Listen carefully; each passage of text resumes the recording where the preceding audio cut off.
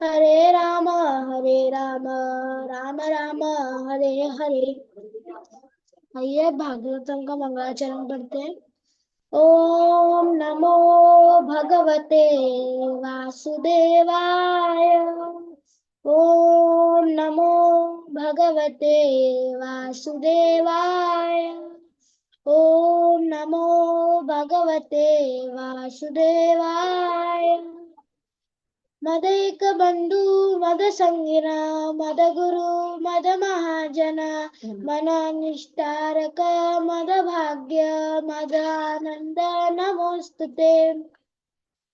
नारायणं नमस्कृत्यं नरं चैव नरोत्तमं दैवीं सरस्वतीं व्यासं ततो जयम् उदीरयेत्।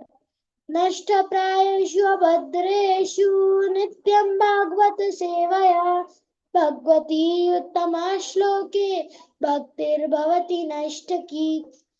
मूकं करोति वाचालं पङ्गुं लङ्घयते गिरिं यत्कृपातमहं वन्दे परमानन्दमाधवं।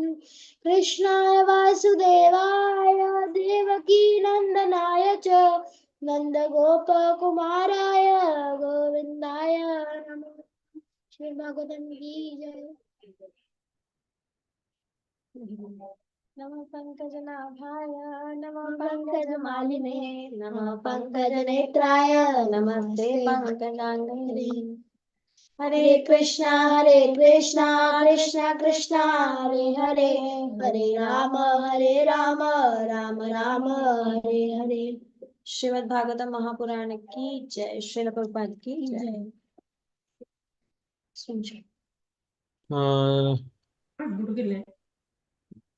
तो सबसे पहले स्टार्ट करते हैं। फतेह प्रभु जी आप पढ़िएगा। हरे कृष्णा प्रभु जी, दंडवत प्रणाम। नमो वित्ताय निवर्त गुणवर्तये आत्मा रामाय शांताय केवल पते नमः। मैं आपको नमस्कार करती हूँ जो निर्धनों के धन है। आपको प्रकृति के भौतिक गुणों की क्रियाओं प्रतिक्रियाओं से कोई सरोकार नहीं है। आप आत्मतुष्ट हैं, अतएव आप परम शांत तथा अद्वैतवादियों के स्वामी कैवल्यपति हैं। आगे पढ़ना है प्रभु जी। प्रभु जी काफी टाइम रहेगा तो आप यहीं तक पढ़िएगा। Thank you. नेक्स्ट में बिमला माता जी आप पढ़िएगा।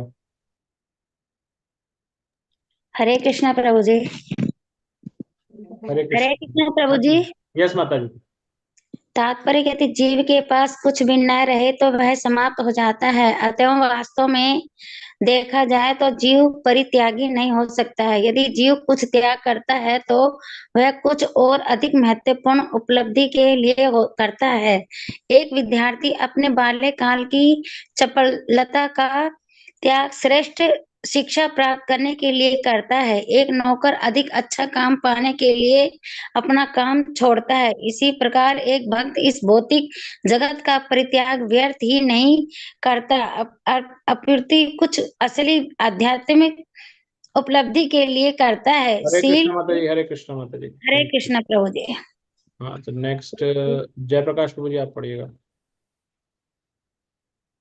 यहाँ से पढ़ना। हरे कृष्णा प्रभु। हाँ प्रभु जी। श्रील श्रील रूप गोस्वामी, श्रील सनातन गोस्वामी, श्रील रघुनाथ दास गोस्वामी इत्यादि ने श्री भगवान की सेवा के लिए सांसारिक ऐश्वर्यों का परित्याग किया। सांसारिक दृष्टि से वे महत्वपूर्ण व्यक्ति थे।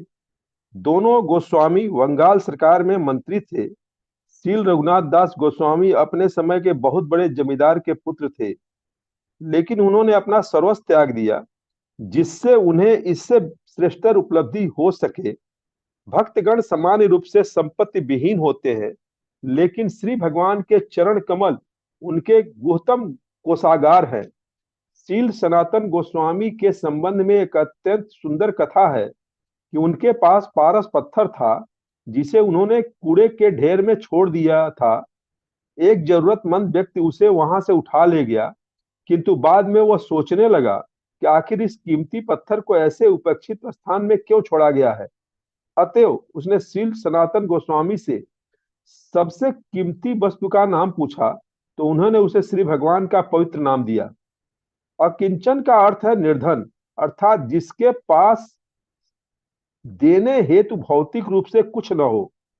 वास्तविक भक्त या महात्मा किसी को कोई भौतिक वस्तु नहीं देता, क्योंकि वह पहले ही सारी भौतिक संपत्ति त्याग चुका होता है, लेकिन वह परम धन का अर्थात श्री भगवान का दान दे सकता है, क्योंकि श्री भगवान सच्चे भक्त की एकमात्र संपत्ति होते हैं। श्रील सनातन गोस्वामी का कूड़े में पड़ा पारस पत्थर उनका धन न था, अन्यथा उसे ऐसे स्थान में रखा न गया होता।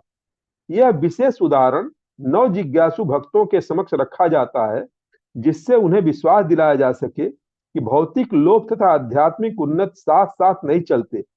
जब तक कोई व्यक्ति हर वस्तु को श्री भगवान के साथ आध्यात्मिक रूप से संबंधित नहीं देखता, तब तक उसे आत्मा तथा पदार्थ में अंतर दिखता है। श्रील सनातन गोस्वामी जैसे गुरु ने यह उदाहरण हम सबों के लिए प्रस्तुत किया, क्योंकि उसमें वैसी आध्यात्मिक दृष्टि नहीं है, यद्यपि वे स्वयं प्रत्येक वस्तु को आध्यात्मिक रूप में देखने में सक्षम थे। हरे कृष्णा प्रभु, आगे पढ़े। हरे कृष्ण प्रभु जी। कुसुम कालिया माता जी।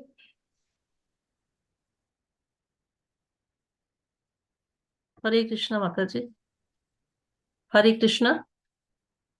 हरे कृष्णा माता जी, पढ़िए। भौतिक दृष्टि का विकास या भौतिक सभ्यता आध्यात्मिक उन्नति में एक बहुत बड़ी रुकावट है। ऐसा भौतिक विकास जीव को भौतिक शरीर के बंधन में उलझा देता है, जिसके पश्चात अनेक भौतिक कष्ट आते रहते हैं। ऐसी भौतिक प्रकृति अनर्थ अथवा अवांछित वस्तु कहलाती है। वास्तव में है भी ऐसा ही। वर्तमान समय की भौतिक प्रगति के प्रसंग में 50 सेंट अर्थात आधे डॉलर दाम वाली लिपस्टिक के प्रयोग का नाम लिया जा सकता है। ऐसी अनेक अवांछित वस्तुएं हैं जो भौतिक मानसिकता से उत्पन्न है। ऐसी अनेक अवांछित वस्तुओं की और मन लगने से मनुष्य की शक्ति व्यर्थ ही नष्ट होती है और आत्म साक्षात्कार भी प्राप्त नहीं हो पाता, जो मानव जीवन की प्रमुख आवश्यकता है। चंद्रमा तक पहुंचने के प्रयास शक्ति के अपव्यय का दूसरा उदाहरण है, क्योंकि यदि चंद्रमा तक पहुंच भी लिया जाए तो भी जीवन की समस्याएं हल होने वाली नहीं है। श्री भगवान के भक्त अकिंचन कहलाते हैं, क्योंकि उनके पास व्यवहारिक रूप से भौतिक संपत्ति नहीं होती। ऐसी भौतिक संपत्ति प्रकृति के 3 गुणों का प्रतिफल है। वे आध्यात्मिक शक्ति को व्यर्थ कर देते हैं। अतएव हमारे पास जितनी ही कम भौतिक वस्तुएं होंगी, उतना ही अधिक अवसर हमें आध्यात्मिक प्रगति के लिए प्राप्त हो सकेगा। पूर्ण पुरुषोत्तम भगवान का भौतिक कार्यकलापों से किसी प्रकार का प्रत्यक्ष संबंध नहीं होता। उनके समस्त कार्य जो इस भौतिक जगत में भी प्रदर्शित होते हैं आध्यात्मिक होते हैं और भौतिक प्रगति के गुणों से अप्रभावित होते हैं। श्रीमद् भगवत गीता में श्री भगवान कहते हैं कि उनके समस्त कर्म, यहाँ तक कि इस जगत में उनका आविर्भाव तथा तिरोधान भी दिव्य होता है, और जो इसे ठीक से जान लेता है वह इस जगत में फिर से जन्म नहीं लेता, बल्कि भगवत धाम को वापस जाता है। हरे कृष्णा माता जी। हरे कृष्ण। नेक्स्ट सरिता माता जी, आप पढ़िएगा। माता जी, आपकी आवाज नहीं आ रही। हरे कृष्णा प्रभु जी। हरे कृष्णा माता जी, हाँ पढ़िए माता जी। प्रभु जी, भवरोग से पढ़ना है ना? हाँ जी, हाँ जी। भवरोग का कारण प्रकृति पर प्रभुत्व जताने की लालसा है। यह लालसा प्रकृति के तीनों गुणों की अंत क्रिया के फलस्वरूप है, और ना तो भगवान ना ही भक्तगण ऐसे मिथ्या भोग के प्रति आसक्त होते हैं। अतः भगवान तथा भक्त निर्वृत्त गुण वृत्ति कहलाते हैं। पूर्ण निर्वृत्त गुण वृत्ति तो परमेश्वर है, जो प्रकृति के गुणों द्वारा कभी आकृष्ट नहीं होते, लेकिन जीवों में ऐसी प्रवृत्ति पाई जाती है। इनमें से कुछ भौतिक प्रकृति के मोहाकर्षण में फंस जाते हैं, क्योंकि भगवान भक्तों की संपत्ति है और भक्तगण हरे उसी। कृष्ण माता जी, रुकिएगा माता जी, रुकिएगा। हरे कृष्णा प्रभु नेक्स्ट जी। ज्ञानेंद्र माता जी, आप पढ़िएगा। हरे कृष्णा प्रभु जी। चुटकी से पढ़ना माता जी। जी जी, हरे कृष्णा। चूंकि भगवान भक्तों की संपत्ति हैं और भक्तगण उसी तरह भगवान की संपत्ति हैं, अतएव भक्तगण भी निश्चित रूप से प्रकृति के गुणों से परे होते हैं। यह एक सीधा सा निष्कर्ष है। ऐसे अनन्य भक्त उन मिश्रित भक्तों से भिन्न हैं जो दुख तथा दरिद्रता को दूर करने के लिए या उत्सुकता तथा तर्क के कारण भगवान के पास आते हैं। अनन्य भक्त तथा भगवान का एक दूसरे से दिव्य संबंध होता है, लेकिन अन्यों के लिए भगवान के पास कुछ लेन देन नहीं होती, अतएव वे आत्माराम या आत्मतुष्ट कहलाते हैं।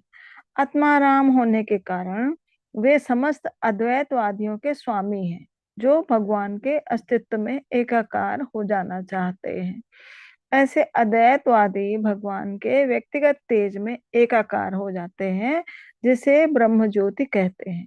लेकिन भक्त तो भगवान की दिव्य लीलाओं में प्रवेश करते हैं। उन्हें कभी भी भौतिक नहीं मानना चाहिए। हरे कृष्णा। हरे कृष्ण।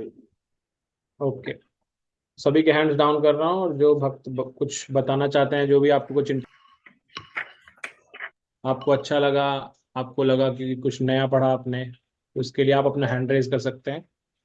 और कृपया सिर्फ हैंड रेज करके बताएं, या तो आप वीडियो में भी हैंड रेज करके बोल सकते हैं। यहाँ पर अनम्यूट करके बोलने की आवश्यकता नहीं है, सिर्फ हैंड रेज कीजिए। ओके, तो अनुपम चंपकलता माता जी, आप बताइए। माता जी आप म्यूट हैं। जो रघुनाथ दास गोस्वामी जी थे ना, वो अपने समय के बहुत बड़े जमींदार के पुत्र थे, और उन्होंने अपना सब कुछ त्याग दिया था। इससे बेहतर कोई हमें उपलब्धि श्रेष्ठ नहीं लगती। भक्तगण सामान्य रूप से संपत्ति विहीन होते हैं, लेकिन श्री भगवान के चरण कमल उनके गुह्यतम कोषागार होते हैं। यस, तो भक्त आपको निर्धन लग सकता है, लेकिन वो निर्धन संपत्ति से बाह्य होता दृष्टि से है, बाह्य संपत्ति दृष्टि से है, लेकिन उसका जो गुह्य कोषागार है वो क्या है? भगवान की भक्ति, भगवत भगवान नाम। का जो उनको संसर्ग मिला है, भगवान का जो उनको प्रेम मिला है, भगवत प्रेम मिला है, वो गुह्य, वो दिखता नहीं है, इसलिए उसको गुह्य बताया गया है। प्रभु जी, जो वो ट्रेन बनाई थी उनके काम से, वो कौन से गोस्वामी थे? क्या माता जी? जिनके लिए, जिन्होंने अपनी वो नौकरी छोड़ दी थी ना बहुत बड़ी, और फिर उनके घर से वहां तक का, ऑफिस तक का, न्यायालय तक का वो बनाया था रास्ता। वो गोस्वामी, मतलब उनको सातवां गोस्वामी बोला जाता है, वो भक्ति विनोद ठाकुर थे। भक्ति विनोद ठाकुर जी, हरे कृष्ण। प्रभुपाद जी के गुरु के गुरु के गुरु। अच्छा, ठीक, हरे कृष्ण। थैंक यू माता जी। नेक्स्ट रेखा माता जी। हरे कृष्णा प्रभु जी। यस माता जी। इसमें कुंती जी अपने भगवान जी को, भगवान से प्रार्थना करती हैं। इसमें कहती हैं, हे निर्धनों के धन, मतलब भक्तों के भी स्वामी ये भगवान, और मैं आपको नमस्कार करती हूँ। फिर कहते हैं कि आपको भौतिक गुणों की या क्रियाकलापों से कोई भी आपका सरोकार नहीं रहता है। इसी तरह भक्त जो भौतिक गुणों से किसी से कोई मोह नहीं रखते, आध्यात्मिक क्षेत्र की तरफ बढ़ते हैं, वही भगवान के सच्चे भक्त होते हैं। और फिर उन्होंने भगवान को ही कहती है, मैं आपको नियंता काल रूप परमेश्वर के रूप में समझती हूँ, और आप सब भक्तों में, सब जीवों में समान रूप से रहते हैं। हरे कृष्णा प्रभु जी। यस माता जी, धन्यवाद। बिमला माता जी। हरे कृष्णा प्रभु जी। हाँ माता जी। प्रभु जी, ये जैसे है ना, एक ये विद्यार्थी जो अपने बाल्य काल की उपलब्धता का त्याग करके श्रेष्ठ शिक्षा प्राप्त करते हैं के लिए करता है, और एक नौकर है जो अधिक अच्छा धन कमाने के लिए, काम पाने के लिए अपना काम छोड़ देता है। जैसे अपना काम, धन कमाने के लिए अपना काम छोड़ देता है, तभी वो नौकरी करता है। इसलिए इसी प्रकार एक भक्त इस भौतिक जगत का परित्याग व्यर्थ ही अपना नहीं करता है, अपनी कुछ असली आध्यात्मिक उपलब्धि के लिए करता है। वो भगवान है जो भक्त है, जो अपने भौतिक जगत का परित्याग नहीं करता है, व्यर्थ ही नहीं करता है, अपनी असली आध्यात्मिक जो उपलब्धि है उसके लिए करता है। हरे कृष्णा प्रभु जी। यस माता जी, ये स्टार्टिंग में ही आता है। प्रभुपाद जी बताते हैं कि इस जगत के अंदर कोई भी जीव अपने पास कुछ भी ना रखे, ऐसा नहीं होता। साधारण तौर पर इस भौतिक जगत की बात की जा रही है। क्यों कही जा रही है इसकी शुरुआत? क्योंकि यहाँ श्लोक की शुरुआत में ही जो शब्द आता है, नमो अकिंचन वित्ताय। अकिंचन वित्ताय का अर्थ क्या है? जो कि निर्धनों का धन स्वरूप धन स्वरूप। तो अकिंचन का अर्थ है निर्धन, राइट। तो उसके बारे में बोला गया यहाँ पर। तो निर्धन का अर्थ क्या, जिसके पास कुछ नहीं है। तो प्रभुपाद जी स्टार्टिंग यहीं से करते हैं कि कोई निर्धन मतलब इसके पास कुछ ना हो, ऐसा क्या हो सकता है, कोई भी नहीं चाहता ऐसा। तो वो स्टार्टिंग में हमें एग्जाम्पल बताते हैं कि वास्तव में देखा जाए तो कोई भी जीव परित्याग नहीं हो सकता। क्यों नहीं हो सकता? क्योंकि अगर कोई करता भी है, जो हम कहें, जब प्रभुपाद जी की इस लाइन को पढ़ेंगे तो हमें लगेगा अरे ऐसे कैसे नहीं होता, इतने तो लोग होते हैं। लोग कितनी कितनी रात रात भर पढ़ते रहते हैं, अपना सुख छोड़ देते हैं। लोग ऑफिस में मेहनत करते रहते हैं, अपने परिवार का सुख छोड़ देते हैं। कोई छुट्टियों पे नहीं जाता, कहीं पर लगा हुआ है। कोई घर में कहीं काम करने गया है, सेवा करने गया है, तो अलग अलग सेवाएं हैं, सब कर रहे हैं। तो उसमें तो लोग छोड़ देते हैं, सब त्याग करते हैं। तो प्रभुपाद जी उसी को क्लैरिफाई करने के लिए बताते हैं कि लोग ऐसे त्याग नहीं करते, वो उससे बेटर चीज के त्याग के लिए करते हैं। ये भी हमें भगवत गीता में भगवान ने स्वयं बताया है। क्या बताया भगवान ने भगवत गीता के अंदर? परम दृष्टवा निवर्तते। जब हमें कुछ हायर चीज चाहिए होती है तो हम छोटी चीज को त्याग देते हैं। जब हम हायर, तो या तो आपको हायर मिल जाएगी तो आप त्याग दोगे, या हायर के लिए आप छोटी चीज को त्यागोगे। दोनों चीजें हैं। समझ में आया मैंने दो चीज क्या बोली? अगर हायर मिल जाएगी तो छोटे को त्याग दोगे, या हायर को प्राप्त करने के लिए भी छोटे को त्याग दोगे आप, राइट। जैसे यहाँ पे प्रभुपाद जी ने एग्जाम्पल क्या क्या बताया। एक स्टूडेंट है, वो बाल्यकाल के अंदर जो उसका शरारत होता है, शरारती एटीट्यूड क्यों छोड़ता है? क्योंकि उसको ये समझ में आता है मेरे लिए पढ़ाई बहुत इंपॉर्टेंट है, अगर मैं पढ़ूंगा तो मेरा जीवन सुधर जाएगा। तो वो उस हायर चीज के लिए अपने छोटे स्वभाव को छोड़ देता है। जब व्यक्ति जॉब में होता है तो वो दूसरी जॉब क्यों, ये करंट जॉब को क्यों त्यागता है? क्योंकि उसको बेटर जॉब कहीं मिलती है, वो पैसे में ज्यादा बेटर हो सकती है, उसकी पोजीशन में बेटर हो सकती है, उसके अंडर काम करने वालों की संख्या बढ़ सकती है, तो कुछ भी तरीके से बेटर होती है, तब वो पीछे वाले को त्यागता है। तो ये स्वाभाविक है। इसी तरह से इस स्वभाव को देखते हुए भक्त क्या करता है? भक्त इस भौतिक जगत की चीजों को त्यागता है आध्यात्मिक प्रगति के लिए, उसको वो हायर मिलता है। इसको बोला जाएगा परम दृष्टवा निवर्तते, उसको हायर प्लेजर मिलता है उसके अंदर। फिर यहाँ पर एग्जाम्पल दिया गया था कि हमारे जो षड गोस्वामी होंगे उसमें से 3 गोस्वामियों का दिया गया। आप में से अगर किसी ने नहीं पढ़ा है तो प्लीज पढ़िएगा।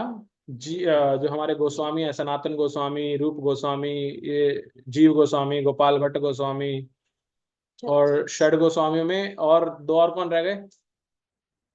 रघुनाथ भट्ट गोस्वामी, और एक रह गए अब रघुनाथ दास गोस्वामी। तो ये 6 गोस्वामी हैं टोटल।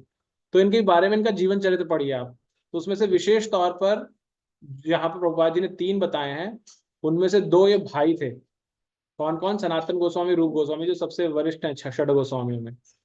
वो दोनों बंगाल के मिनिस्टर थे। आज के समाज में समझिए आप, भारत का ही मान लीजिए, सिर्फ प्रधानमंत्री कौन है? नरेंद्र मोदी। तो वो मान लीजिए हैं सनातन गोस्वामी। और फाइनेंस मिनिस्टर कौन है? वो तो अभी हमें लेडी है ना। तो वो फाइनेंस मिनिस्टर के इक्विवेलेंट कौन थे? रूप गोस्वामी।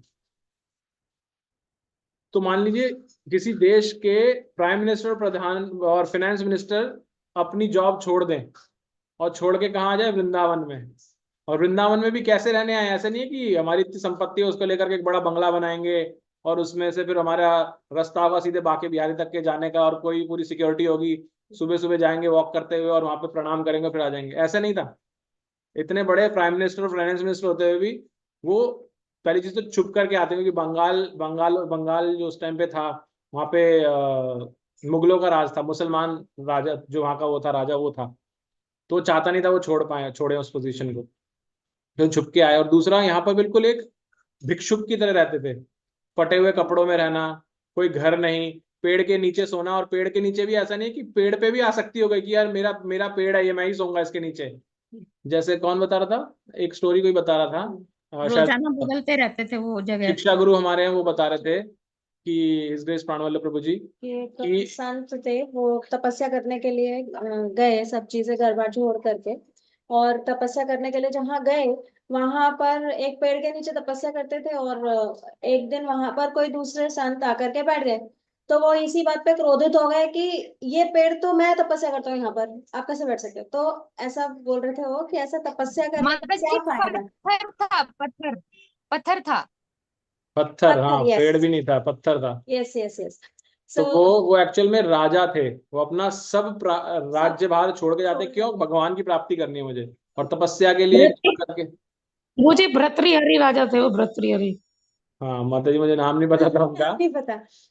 तो वो ऐसा पता, तो उसमें क्या उनको आसक्ति होगी। तो इसी तरह से यहाँ पर हमारे जो गोस्वामी है, उन्होंने कि कहीं पेड़ से आसक्ति ना हो जाए कि भाई मेरा ये अड्डा है, मैं ही यहाँ सोऊंगा रोजाना, कोई और नहीं सो सकता।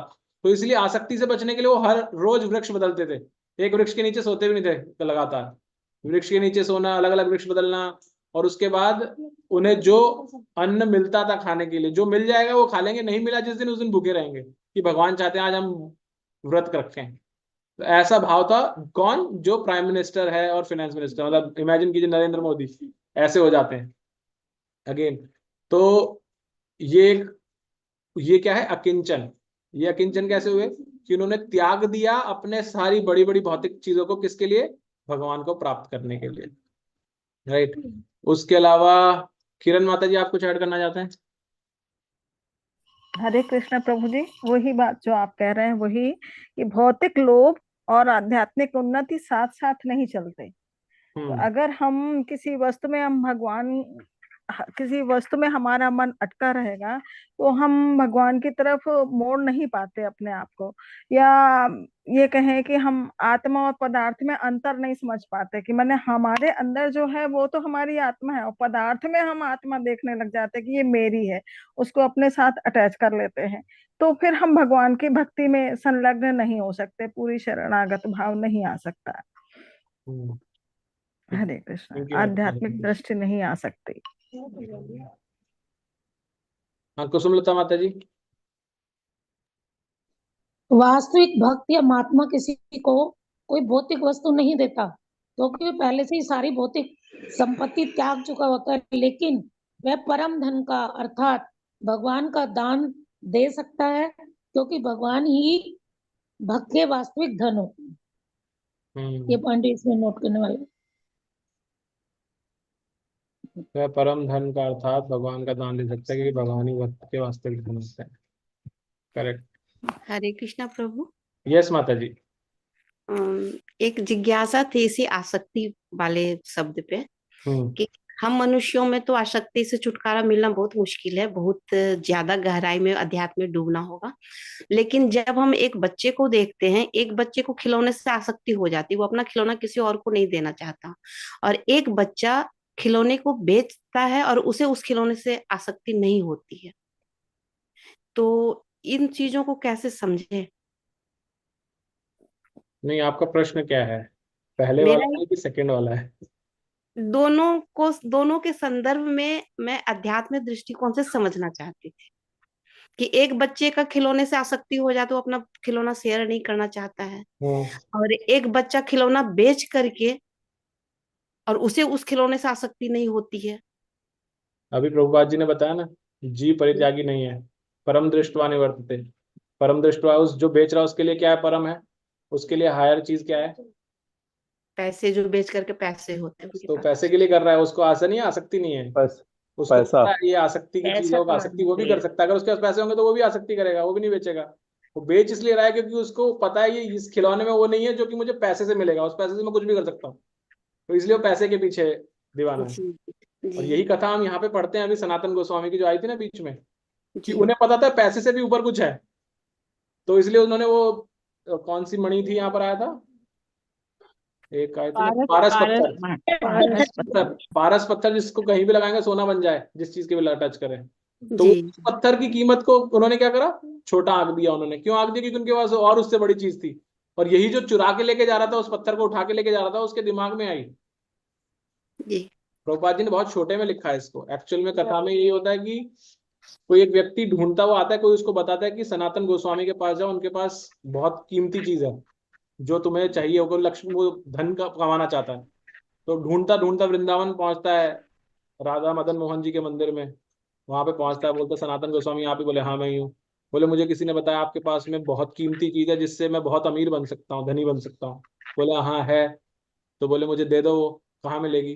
तो बोलते हैं पीछे जाओ, पीछे कूड़ा पड़ा हुआ है, उस कूड़े के अंदर पड़ी हुई है वो। तो उसको लगता मजाक। बोले आप सीरियसली बताइए कहाँ पर है वो? तो बोले मैं सीरियसली बता रहा हूँ। तो कहता है उसको यकीन नहीं होता तो वो कहता है आप जाके देख लो, तो वो जाता है और ढूंढता ढूंढते ढूंढते उसे मिल जाता है। एक्चुअल में वो टच करता है एक दो चीजों की, वो सोना बन जाती है। बड़ा खुश हो जाता है, उनको जाके प्रणाम करता है, बहुत बहुत आपका धन्यवाद, बड़ा खुश होता हुआ घर जाने लगता है। जब उसको लेके जा रहा होता है रास्ते में, तब अचानक से उसके दिमाग में बत्ती जलती है।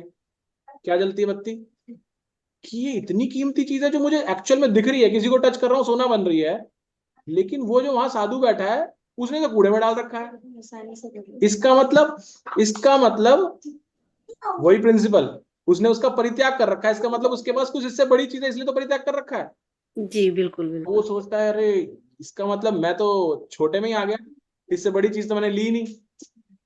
तो वो वापस उल्टा जाता है, रास्ते आधे रास्ते में से वापस जाता है। वापस जाता है उनके पास, जाके क्या बोलता है कि आपने ये तो मुझे दे दिया, उसका धन्यवाद, लेकिन आपके पास इससे बड़ी चीज है, कुछ है या नहीं है? तो वो कहते हैं हाँ बिल्कुल है। तो कहते हैं फिर आपने मुझे वो क्यों नहीं दिया? आप मुझे वो दो। बोले नहीं, तुमने ही तो कहा था तुम्हें पारस पत्थर चाहिए, तो मैंने वो दे दिया तुम्हें। बोले नहीं, मुझे वो चाहिए जो आपके पास इससे बड़ी चीज है। तो बोलते हैं कि अच्छा चाहिए तो, लेकिन उसके लिए वही परित्याग करना पड़ेगा। कीमत है बड़ी, क्या कीमत है? इसको पीछे यमुना जी है, उसके अंदर फेंक के आओ पहले। अब जिसको इतनी कीमती, उसको ढूंढता ढूंढता वहां पहुंचा था, उसने देख भी लिया, टेस्ट भी कर लिया। अब उसको फेंकने के लिए भी जिगरा चाहिए ना, जैसे आप बोल रहे हो बच्चा खिलौना कैसे बेचता, आसक्ति तो इसको भी थी उससे, लेकिन जी ये क्यों जी फेंक जी रहा है? क्योंकि उसे पता है मुझे इससे बड़ी चीज मिल सकती है जो उस साधु के पास में है, क्योंकि उसने तो फेंक ही रखा था इसको। अगर उसने फेंक नहीं रखा था, उसने झोले में रखा होता सनातन गोस्वामी में, और वो आता और दे देते, तो फिर भी ये सोचता कि यार ये तो अपनी काम की चीज है, बड़प्पन दिखा दिया उसने, ऐसे कर दिया। लेकिन उसको ये दिखा, ये तो खुद ही यूज नहीं कर रहा था, उसको फेंक रखा था, इसका मतलब बड़ी चीज है, तो नदी में फेंक देता है। जैसे फेंकता आता है उनके पास में, उनको सरेंडर करता है, तो वो उनको फिर भक्ति का ज्ञान देने लगते हैं। तो भक्ति इतनी बड़ी चीज है। तो जो आपका प्रश्न था उसका यही कारण है कि हम जब आसक्त तब होते हैं जब हमें उससे बड़ी चीज नहीं मिलती। ये आप जी बच्चों का बता रहे हैं, छोटे बच्चे का आपने एग्जांपल दिया, उस छोटे बच्चे को मोबाइल से आसक्ति हो जाती है ना, हमें ही हो जाती है। लेकिन उस मोबाइल से आसक्ति छुड़ाने का तरीका क्या है? ये तो बहुत ही साधारण प्रिंसिपल है। क्या तरीका है? उसको जो उससे ज्यादा अट्रैक्टिव चीज हो वो दे दो उसको, तो वो उसको छोड़ देगा। ऐसे ही तो छुड़वाते हैं। ह्यूमन जी नेचर भी ऐसा ही ये होता है ना। तो इसीलिए स्टार्टिंग में प्रभुपाद जी ने ये बताया कि जीव परित्याग नहीं करना चाहता, उसको सब संभाल के अपने पास आसक्त करके रखने की, कि अपने से जोड़ के रखने की इच्छा है। हमारे साथ भी वही, हम अलग नहीं है। जो हम बताते हैं कि इस क्लास में आइए, क्यों आइए? क्योंकि समय, आप इस समय को आसक्त कहीं और कर रहे होते हैं, लेकिन जब आपको एक दो बार आते हैं, तब आप कंटिन्यूटी आती है, तो आपको पता चलता है ये जो मैं वहां समय व्यतीत कर रहा हूँ उससे ज्यादा महत्वपूर्ण ये है, तो इसलिए आप जी उसको जुड़ के आ जाते हैं। एकदम सही सही प्रभु जी। तो ऐसा है, ठीक है। और ये जो हायर टेस्ट की बात आई ना, तो मुझे प्रभुपाद जी की बात याद आई, क्योंकि जब हिप्पीज थे तो प्रभुपाद जी ने हिप्पीज को भी यही बोला था, I give you the higher test. तो उनको लगा अच्छा इससे भी कुछ हायर मिलेगा, तो वो अट्रैक्ट हुए। जनरल टेंडेंसी, ह्यूमन नेचर ही ऐसा होता है हमारे। ओके, और जय प्रकाश। हरे कृष्णा प्रभु। यस प्रभु जी। हरे कृष्णा प्रभु। यस प्रभु जी। यहाँ पर बहुत अच्छी लाइन जो है, ऐसी भौतिक संपत्ति प्रकृति के तीनों गुण का प्रतिफल है, वे आध्यात्मिक शक्ति को व्यर्थ कर देते हैं। अतएव हमारे पास जितनी ही कम भौतिक वस्तुएं होगी, उतना ही अधिक अवसर हमें आध्यात्मिक प्रगति के लिए प्राप्त होगा। ठीक इसका नेक्स्ट पैरा, पूर्ण पुरुषोत्तम भगवान का भौतिक कार्यकलापों से किसी प्रकार का प्रत्यक्ष संबंध नहीं होता। उनके समस्त कार्य जो इस भौतिक जगत में भी प्रदर्शित होते हैं, आध्यात्मिक होते हैं और भौतिक प्रकृति के गुणों से अप्रभावित होते हैं। श्रीमद् भगवत गीता में श्री भगवान कहते हैं कि उनके समस्त कर्म, यहाँ तक कि इस जगत में उनका अविवाद भाव तथा तिरोधान भी दिव्य होता है। जो इसे ठीक से जान लेता है वह इस जगत में फिर से जन्म नहीं लेता, बल्कि भगवत धाम को वापस जाता है। हरे कृष्णा प्रभु। कौन सा श्लोक है प्रभु जी भगवत गीता का? यही तो नहीं, वो हम नहीं बता पाएंगे प्रभु जी, यहाँ जो लिखा है मैंने कोई बताया। और बताएगा? हरे कृष्णा प्रभु जी, 4.9 है प्रभु जी। हाँ, क्या श्लोक है प्रभु जी? ध्यान तो नहीं आ रहा। जन्म कर्म च मे जन्म कर्म च मे दिव्यम गुण कर्म विभाग। भगवान उस श्लोक में एग्जैक्टली जो यहाँ लिखा है प्रभुपाद जी ने तात्पर्य में, एग्जैक्टली वो श्लोक का ही अर्थ है ये, कि जन्म कर्म च मे दिव्यम एवं यो वेति तत्वता त्यक्त्वा देहम पुनर्जन्म नेति मामेति स अर्जुना। जो ये जान लेता है वो दोबारा जन्म नहीं लेता। Right. Okay, very nice, thank you Prabhu ji. और कोई कुछ ऐड करना चाहेगा?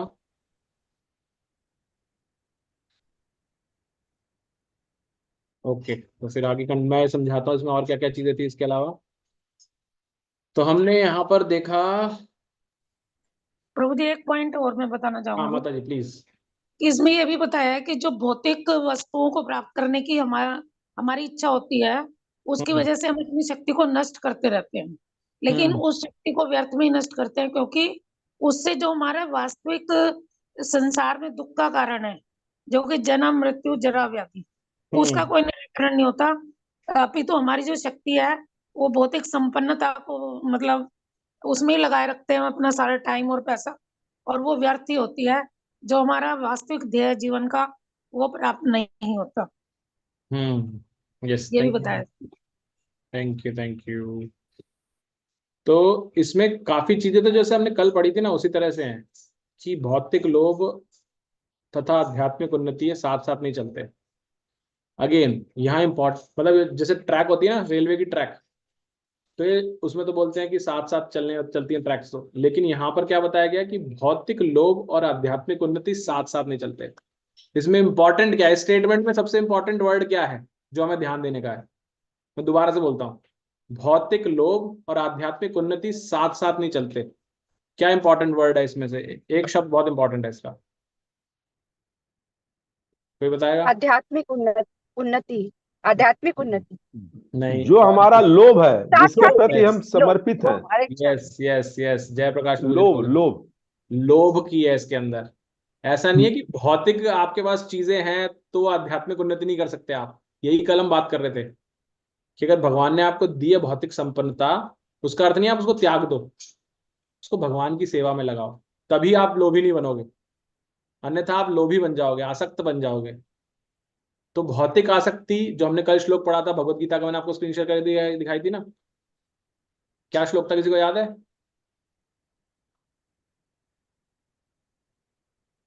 किसी को याद है कौन सा श्लोक था भगवत गीता का? वो भोग ऐश्वर्य प्रसक्ता नाम। तो वो क्या था? वो भी यही बता रहा था कि जब कोई व्यक्ति भोग में लिप्त हो जाता है तो वो आध्यात्मिक प्रगति नहीं कर सकता। वही ये लाइन है जो मैंने बताया अभी। तो अंडरस्टैंड द डिफरेंस, बहुत बहुत बारीक है ताकि हम कंफ्यूज ना हो।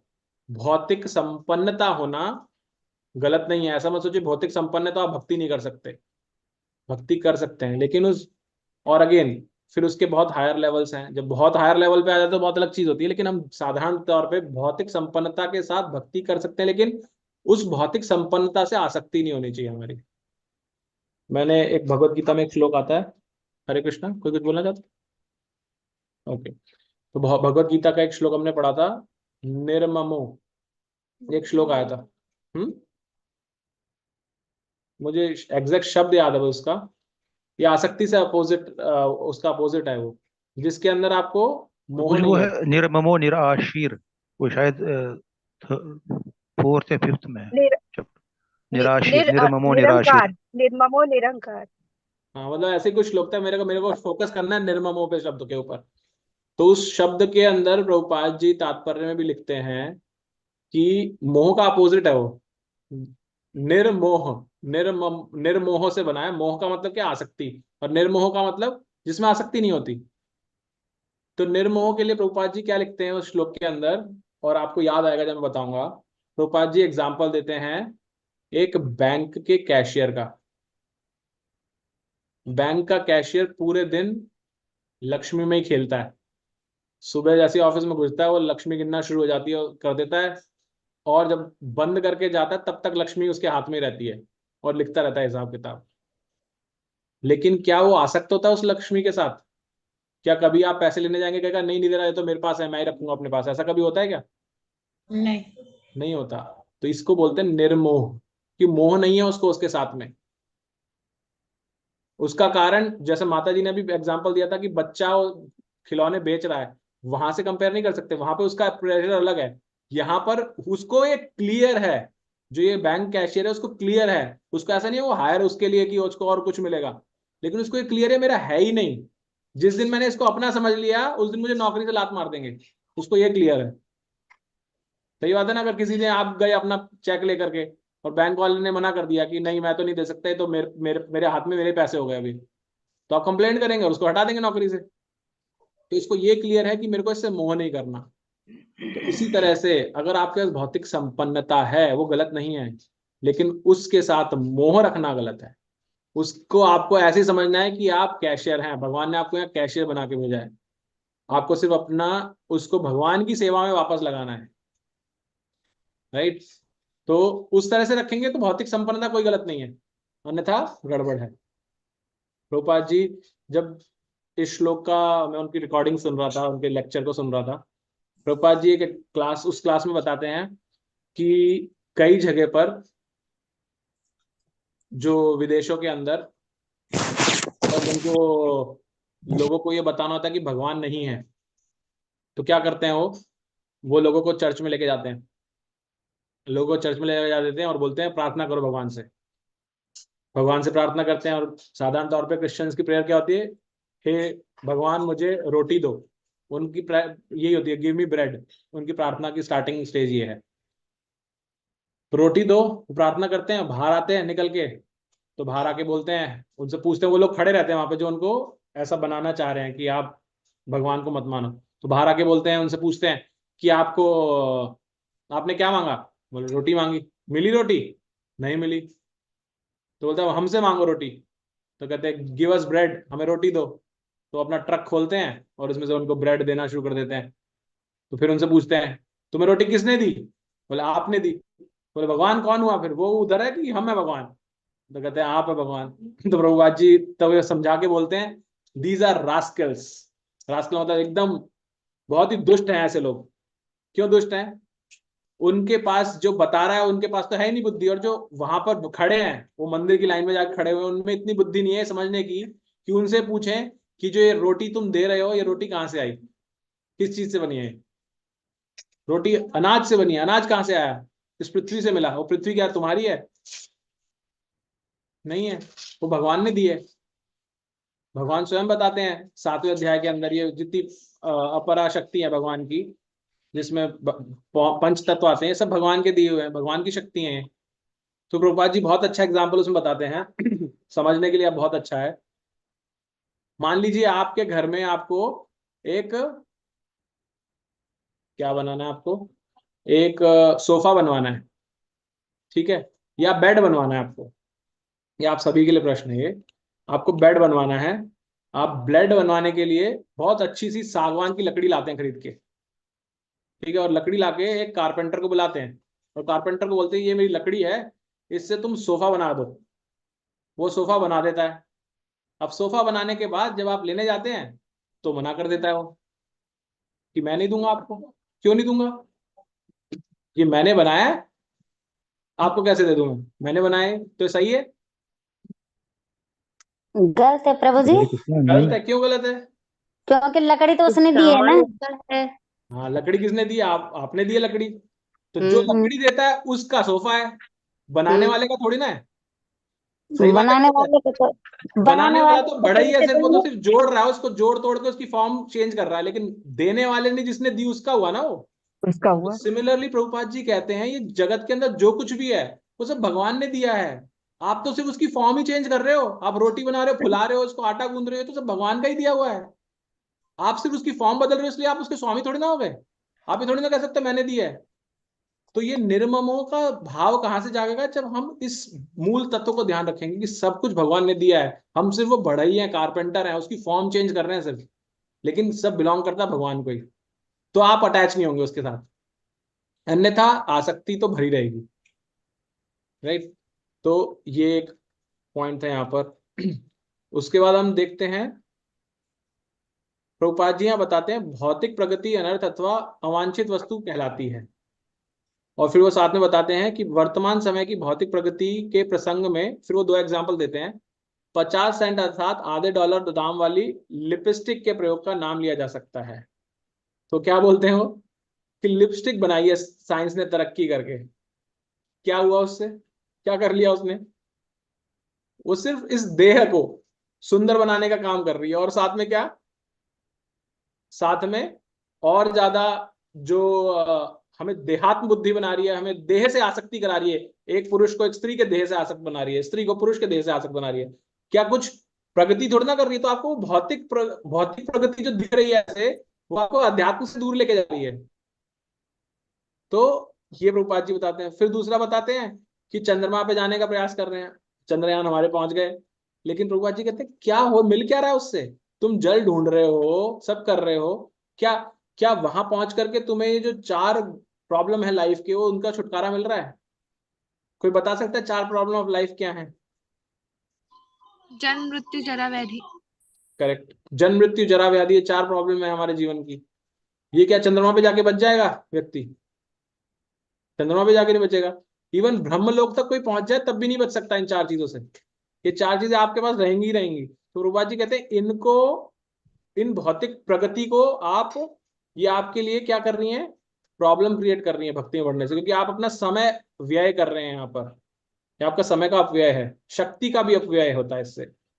और फिर प्रभुपाद जी कहते हैं भगवान के भक्त क्या होते हैं? अकिंचन कहलाते हैं। क्यों कहलाते हैं? क्योंकि उनके पास कुछ होता ही नहीं है, वो एकदम सिर्फ भगवान होते हैं उनके पास। और जैसा अभी बीच में माता जी ने बताया था, लता कुसुम लता माता जी ने, उनके पास सिर्फ भगवान होते हैं और सबको भगवान ही देते हैं। जैसे मैंने स्टार्टिंग में आपको बताया भी था एक बार कि आप जिस किसी से मिले उनको क्या दें? कृष्ण दें। जिस किसी को मिले भगवत गीता का ज्ञान दें, भगवत गीता दें।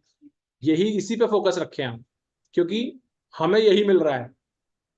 तो अगर एक अनाज की टंकी है, हमने पहले से चर्चा की है, अनाज की टंकी में अगर आपने फसल उगाई चावल की, धान की, और आपने चावल भर दिया उसके अंदर, तो जब उस टंकी को आप खोलेंगे नीचे से, उसमें से गेहूं निकल सकता है कभी? आपने भरा क्या है? चावल। धान भरा है तो धान ही निकलेगा। आप सोचे इसमें से मक्का निकल जाए तो मक्का भी नहीं निकलेगी। तो हम सब के अंदर, भगवान के जो भक्त हैं और हम सब जो यहाँ श्रवण कर रहे हैं, हम हमारे अंदर पहले जो भरा गया वो अलग चीज है, लेकिन अब हम हमारे अंदर क्या भर रहे हैं? कृष्ण प्रेम, कृष्ण भक्ति, ये भरने की कोशिश कर रहे हैं हम। तो ये भरत रहा है, तो यही बाहर निकलना चाहिए। दूसरे को आप किसी से मिलते हैं, उनको कृष्ण भगवान का ही नाम बताइए, कृष्ण भगवान का नाम जप, कृष्ण भगवान कथाएं, भगवत गीता, भागवतम, भगवान का प्रसाद भोग दें, उन भोग लगा के प्रसाद दें उनको। तो यही सब होना चाहिए, तो वही बेस्ट तरीका है। तो ये प्रभुपाद जी यहाँ बताते हैं इसके अंदर। फिर आगे बताते हैं, ये प्रभु जी ने बता दिया ऑलरेडी। फिर आगे बताया कि भवरोग का कारण प्रकृति पर प्रभुत्व जताने की लालसा है। जो भवरोग क्या है? भवरोग क्या है, कोई बताएगा? किसे कहते हैं भवरोग? प्रकृति के तीनों गुण।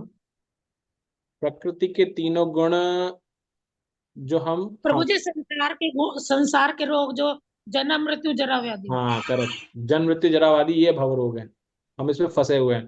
तो प्रभुपाद जी यहाँ बताते हैं ये क्यों हुए हैं, हम क्यों हैं? क्योंकि हम इस भगवान की प्रकृति के ऊपर अपना क्या करना चाहते हैं? प्रभुत्व जताना चाहते हैं। जिसमें भगवान स्वयं कहते हैं 9वें अध्याय के 10वें श्लोक के अंदर, क्या कहते हैं भगवान, क्या बताते हैं 9वें अध्याय का 10वां श्लोक? कोई बताएगा?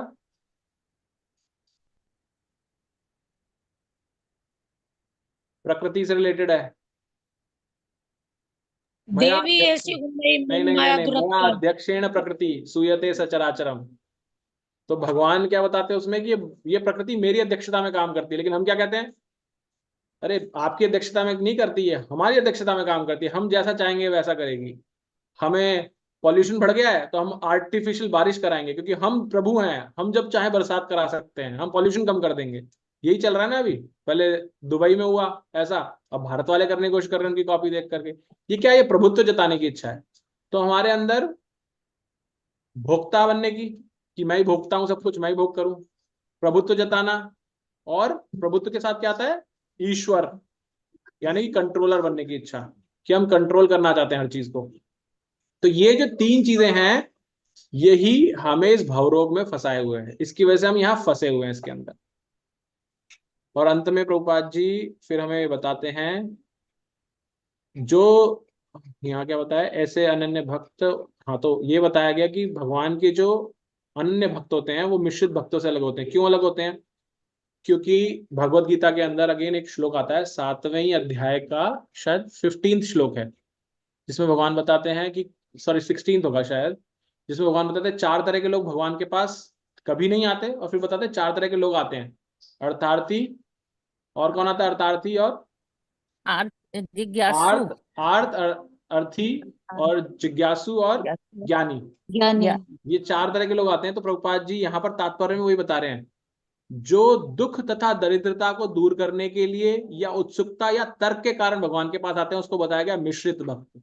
तो हमने क्या स्टार्टिंग में देखा, आर्त यानी दुखी, आर्त अर्थी या धन की कामना करना चाहता है, या जिज्ञासु, है ना, और अंत में जो आता है ना ज्ञानी, जिसको भगवान ने भगवत गीता में बताया, महात्मा क्या है 7.19 श्लोक, किसी को याद है? महात्मा के ऊपर आता है, बहुनाम जन्म नामन्ते, बहुना जन्मानंते, हाँ है जी। ना। तो उसमें भगवान क्या बताते हैं, बहुत जन्मों के बाद कोई ऐसा बनता है जिसको ये ज्ञान प्राप्त होता है कि वासुदेवम सर्वमिति सह महात्मा दुर्लभा। तो वो ऐसी स्थिति में आता है, तो वो तो है अनन्य भक्त। क्योंकि आगे इसी में भगवत इसी अध्याय के अंदर आता है, महात्मा नस्तु माम पार्था दैवीम प्रकृतिम आश्रिता। तो ऐसे महात्मा को भगवान की दैवी शक्ति यानी कि राधा रानी स्वयं संरक्षण प्रदान करती है। तो ये होता है अनन्य भक्त का। और ऐसे ही अनन्य भक्त के लिए भगवत गीता में फिर से बताया गया है 9.21 या 22 के अंदर, अनन्य चिंतयन्तो माम। फिर जिसके अंदर क्या आता है, वो भगवान LIC की पॉलिसी देते हैं सबको। किसी को याद है LIC पॉलिसी कौन सी देते हैं भगवान? क्या है वो? योगक्षेम वहाम्यहम्। हाँ, योगक्षेम वहाम्यहम्। तो भगवान उसमें बताते हैं। तो ये कब बताते हैं? जब अनन्य भक्ति में आते हैं हम। तो यहाँ यही आया है कि जो सिर्फ अनन्य भक्त है ना, जो समझ गया है वो है। बाकी मिश्रित भक्त जो है, जिसको दुख है, कष्ट है, धन चाहिए, उत्सुकता है जानने की क्या है, मैं क्यों आया हूँ इस जगत में, क्या है, ऑल्दो भगवान उसको भी गलत नहीं कहते, लेकिन यहाँ पर जब डिफरेंस किया जाता है अलग अलग लेवल का, तब उसको बताया जा रहा है कि वो अनन्य भक्त किस लेवल पे काम करता है। फिर अंत में ये बताया गया ऐसा अनन्य भक्त क्या होता है, वो सिर्फ भगवान और उसके संबंध क्या होते हैं, दिव्य संबंध होते हैं, और वो भगवान का जानता है कि भगवान आत्मा राम है। और इसके अगेंस्ट में बताया गया अद्वैतवादी को। अद्वैतवादी क्या होता है, भगवान से एक होना चाहते हैं। जैसे कल शायद मैंने किसी को सुना था, कोई बता रहा था कि भगवान में लीन होना चाहते हैं। हम जानते हैं वो तो आत्मा परमात्मा में लीन हो गई। कई लोगों का हम साधारण तौर पे बोलचाल में बोलते हैं ऐसे, है ना, आत्मा परमात्मा में लीन हो गई। ये क्या है? ये अद्वैतवाद है। ये सही नहीं है, क्योंकि हम भक्त जो होता है वो क्या जानता है कि वो भगवान की लीलाओं में प्रवेश करता है। क्योंकि जो ऐसा चाहता है अद्वैतवाद यानी भगवान परमात्मा में लीन करना चाहता है, वो ब्रह्म ज्योति तक ही जाएगा। और जो जानता है कि मैं भगवान का अनन्य सेवक हूं, मुझे भगवान की अनन्य सेवाओं में पार्ट लेना है, भाग लेना है, ताकि मैं भगवान की सेवा कर सकूं वहां पर। अगर भगवान वहां पर मान लीजिए अपनी दिव्य लीलाएं कर रहे हैं जिसमें डांस नृत्य कर रहे हैं, तो मैं वहां पर भगवान के लिए करताल बजा रहा हूँ, मृदंग बजा रहा हूँ, या कुछ और कर रहा हूँ, पंखा जल रहा हूँ, कोई भी सेवा। तो भगवान की तो अनन्य इतनी असंख्य सेवाएं हैं, तो ऐसी कोई भी सेवा कर रहे हो तो ऐसा भक्त करता है दिव्य लीलाओं में प्रवेश करके। तो ये बताया गया इसके अंदर। किसी को कोई कुछ ऐड करना है इसमें? बीच में शायद अनुपम दत्त प्रभु जी कुछ बोलना चाह रहे थे, बीच में 1-2 बार उन्होंने अनम्यूट किया था। कुछ बोलना चाह रहे प्रभु जी? नहीं प्रभु जी, आप कंटिन्यू। ठीक है। नहीं हरे कृष्ण। मैं बोलना चाह रहा था प्रभु जी। हरे कृष्ण प्रभु जी। यस, 1 सेकंड प्रभु जी। जय प्रकाश प्रभु जी 1 सेकंड। माता जी शायद कुछ बोला। यस शिखा माता जी। हाँ जी, अभी आपने बताया जैसे आत्मा परमात्मा में, तो अभी हमारे उपनिषदों में जैसे मिलता है, मेरे को उपनिषद का वो नाम नहीं याद आ रहा, ईशावास्य में या छांदोग्य में है, अहम ब्रह्मास्मि, जिसमें बोलते हैं कि मैं ही ब्रह्म हूँ। तो उसका, क्योंकि वेद भी, ये हमारे उपनिषद भी हमारे वेदों से निकले हैं, और वेद भी हमारे जो ब्रह्म की ही वाणी है। तो ये फिर कैसे हम इसको जस्टिफाई कैसे करेंगे कि जब हम बोलते हैं? भगवान ने भगवत गीता भागवतम में दोनों को जस्टिफाई कर रखा है, बहुत अच्छे समझा रखा है इसके बारे में। और हमने इस कक्षा में भी चर्चा की है इसके बारे में पहले, शायद की होगी, मैंने नहीं हाँ। पूछी। तो इसी कारण से ना हम सभी भक्तों को इसी कारण से बोलते हैं कि आप रेगुलर रहें। हाँ यस संजय बाबू जी। इसमें ना एक उदाहरण मैंने कभी बचपन में सुना था। हाँ जी। कि दूध से ही दही बनती है, दही से ही मक्खन बनता है, मक्खन से ही फिर लिक्विड मतलब बटर, वो घी बनता है, purest form of milk product. So जैसे माता जी ने बोला कि अहम ब्रह्मा से, या हम कहते हैं कि ब्रह्म में विलीन होना, या परमात्मा में मतलब उसका एक्सपीरियंस करना, या भगवान का एक्सपीरियंस करना। तो ये स्टेजेस, जैसे दूध के बताया कि दूध, दही, मक्खन और घी, एज इट इज ये भी है, प्रोडक्ट तो एक ही लाइन के हैं पर टेस्ट डिफरेंट है। कोई लोअर टेस्ट का है, कोई हायर टेस्ट का है। हरे कृष्णा प्रभु। ये भगवान की अनुभूति, भगवत गीता भगवान ने बताया 3 तरह से होती है भगवान की अनुभूति। 3 तरह की अनुभूतियां क्या हैं? कोई बताएगा भगवान की 3 तरह की अनुभूति कैसे होती है? जिसने भगवत गीता में पढ़ा है हमारे साथ, भागवतम में भी आया। यस नंदिनी माता जी। सच्चिदानंद। सच्चिदानंद तो भगवान का स्वरूप है। भगवान को आप कैसे एक्सपीरियंस करते हैं, 3 तरीके उसमें बताए थे। कोई भी? प्रभु जी, वो ट्रेन का एग्जांपल दिया था आपने। हाँ, ट्रेन का तो मैंने एग्जाम्पल दिया था एक। हाँ। लेकिन भगवत गीता के अंदर ही आता है कि भगवान का 3 तरह की अभिव्यक्ति कैसे होती है किसी भी जीव को। प्रभु जी वही है ना, ब्रह्म, परमात्मा और भगवान। Yes yes yes, thank you माता जी। तो भगवान की अभिव्यक्ति, कोई भी व्यक्ति भगवान को अगर एक्सपीरियंस करना चाहता है 3 तरीके से होती है। भगवान की सबसे पहली अभिव्यक्ति होती है ब्रह्म रूप में, जो अभी माता जी बता रही है, जैसे वो ब्रह्म है, बिल्कुल सही है। उससे ऊपर का लेवल आता है परमात्मा, भगवान हर जीव में, हर कण कण में विराजते हैं वो। और तीसरा आता है भगवान स्वयं। और जैसा भी नंदिनी माता जी ने बताया, सत्य, चित और आनंद, ये तीनों भगवान के जो गुण हैं, भगवान की इन तीनों अभिव्यक्ति में अलग अलग हैं। जैसे जब हम ब्रह्म की बात करते हैं तो उसमें सिर्फ सत है, वो इटर्नल है, उसमें कोई ऐसा नहीं है कब प्रेजेंट हुआ, कब शुरू हुआ, कब खत्म हुआ। लेकिन उसमें चित और आनंद नहीं है उसके अंदर। जब परमात्मा की ओर जाते हैं तो उसमें सत भी है और चित भी है, उसमें ज्ञान है। तो इसलिए जब कहते हैं ना, जब हम अंदर खोजते हैं अपने अंदर तो भगवान भी मिलते हैं। और तो खोजा ना अपने अंदर जाकर के, और ज्ञान, तो आपको ज्ञान भी जैसे ब्रह्मा जी को प्रकट हुआ, कहां से हुआ? अंतःकरण से। भगवान भगवत गीता में स्वयं बताते हैं, क्या बताते हैं? अहम ज्ञान दीपेन, मैं ज्ञान का दीप मैं जलाता हूं अंदर से, आपके अंदर से। तो वहां से आता है। और तीसरा जो भगवान की अभिव्यक्ति है, स्वयं साक्षात भगवान स्वरूप, जिसको अर्च विग्रह फॉर्म बोलते हैं, या जैसे ब्रह्मा जी ने प्रार्थना की, ईश्वरा परम कृष्णा सच्चिदानंद विग्रह। तो वो फॉर्म क्या है? उसमें सत्य, चित और आनंद तीनों है। तो ऐसा है, ठीक है। इसके बारे में आप माता जी, हमारी रिकॉर्डिंग्स हैं, आप क्लासेस को देखिएगा। और बाकी सबसे भी अनुरोध यही है कि आप क्लासेस को अगर नहीं आ पा रहे तो एटलीस्ट रिकॉर्डिंग सुनिए, तो आपको वो कॉन्सेप्ट क्लियर रहेंगे, ठीक है। तो क्षमा चाहते हैं, अब क्लास समाप्त करनी पड़ेगी हमें। हम कल फिर पुनः जुड़ेंगे, इससे आगे प्रारंभ करेंगे। तो आइए हरे कृष्ण महामंत्र, वैष्णव राम मंत्र बोल कॉल समाप्त करते हैं। हरे कृष्णा कृष्णा कृष्णा हरे हरे, हरे राम राम राम हरे हरे। वांछा कल्पतरुभ्यश्च कृपा सिंधुभ्यश्च च पतितानां पावनेभ्यो वैष्णवेभ्यो नमो नमः। अनंत कोटि वैष्णववृंद की जय, श्री प्रभुपाद की जय, श्री राधा माधव की जय। हरे कृष्ण।